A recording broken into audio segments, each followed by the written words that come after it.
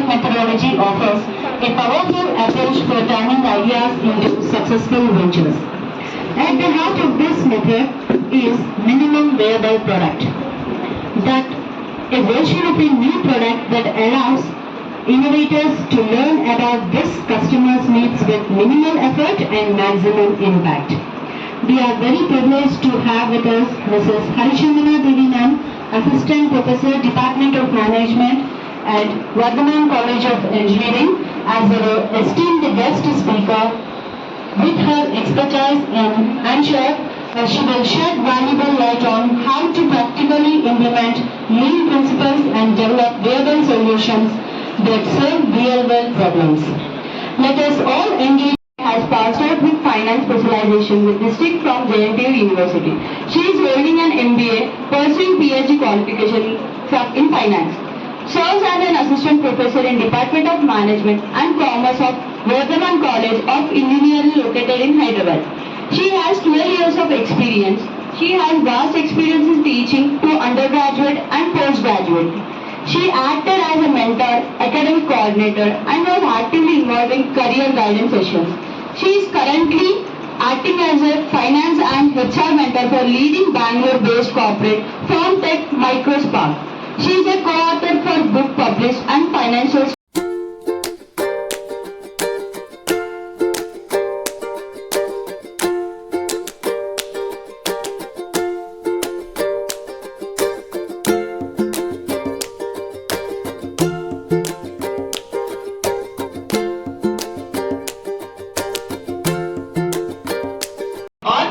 Needs is what I am actually looking out for, and MVP is the best methodology and hypothesis testing. A startup can do it so that your cost decreases, that is your development cost decreases.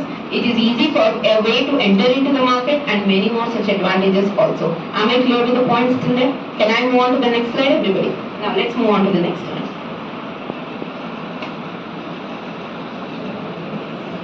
What is the process they generally follow? How many steps process I have mentioned? 5 steps. What is the first step I am doing? Do you think a product has some problem? Yes? How can you define a product will have a problem? I need to define the problem and identify the problem. What do you mean by a product having a problem? It is. That's okay, you can tell it. Even if it is wrong, I don't mind. Will a product have some problem? How can I say that? Identify the problem.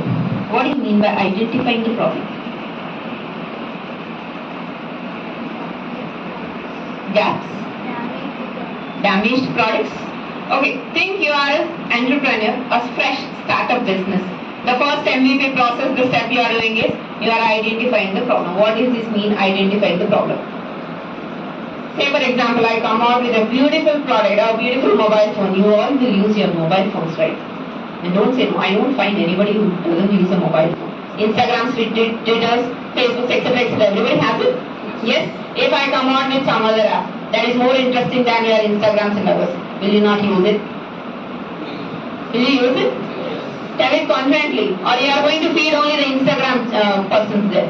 No, right? We immediately shift ourselves to the next app, which makes it more entertaining and more time pass. The same thing. Identifying the problem. What else the customer needed? What else the customer is requiring it? That is what we are going to catch up in the very first instance.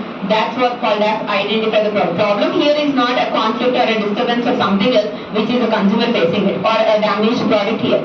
What a customer, more a better version of your product is needed is what they called as the first step. Identify the problem.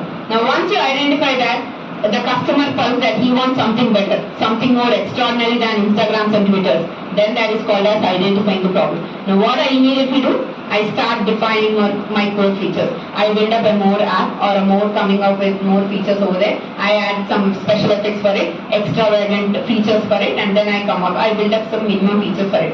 But I am not introducing it. Remember this point very clearly. In the second step, I am not introducing. Neither MVP will introduce or come out with a final product. That is the last stage which we speak about it, a product development. And the third here we call it as building an MVP. Just before this slide we have seen a loop. Do you all remember the loop? That is what called as building the MVP. First you build it, add some features, do some experiment, collect the data from the consumers. Now again you create a product and then finally release it into the market. That is what called as building the MVP in the third step. And in the fourth step, I'm gathering the feedback. Even after implementation of MVP also, I gather the feedback there. And the last one I call it as iterate or pivot. What do you mean by iteration? Repeating the same step again and again is called as iteration process. Until and unless, that is called as a trial and error method. How many of you know about a trial and error method? Yes? No idea? Okay. Trial and error method. I do an experiment, I fail, I learn. Again I do the same experiment with some changes over there. Again I fail and again I learn. It is called as trial and error method until and unless I am proved successful or I am complete. That is what your all the entire MVP stands on. Iteration process or a pivotal process. Am I clear with the process over there? Now I will show you something.